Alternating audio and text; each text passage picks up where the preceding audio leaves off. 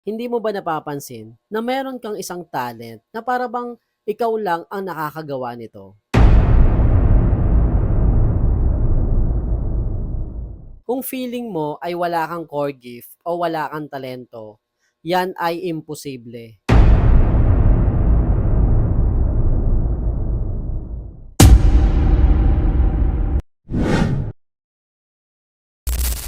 What's up sa inyo mga boss madam? Ang pag-uusapan natin ngayon ay tungkol sa core gift. Ano nga ba ang core gift?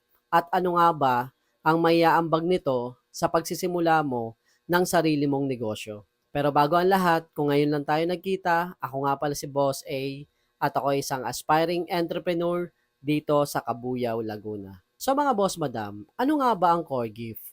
Ang core gift ay isang talento na ibinigay ng Diyos sa bawat isa sa atin. Meron tayong kanya-kanyang katangian at kakayahan na pwede nating gamitin sa magiging karera o sa pagsisimula ng sarili nating negosyo. Hindi mo ba napapansin na meron kang isang talent na para bang ikaw lang ang nakakagawa nito? O sabihin na natin na iilan lang ang kayang gumawa nito. At meron ka ding mga taong nakikita na para bang sobrang galing nila sa mga bagay na ginagawa nila. At sa part mo ay hindi mo kayang gawin yon. Yan ang core gift mga boss madam. Nakakalito mang ipaliwanag, pero meron talaga tayong kanya-kanyang specific na talent. At yan ay regalo ng Diyos sa bawat isa sa atin. So paano nga ba natin magagamit ang ating core gift sa pagsisimula ng sarili nating karera sa pagdinegosyo? Magbibigay na lang ako mga boss madam ng isang example. Kung ikaw ay mahilig magluto at ang pamilya mo, kaibigan mo, at kung sino pang mga tao ang nakakakilala sa'yo ay naa-appreciate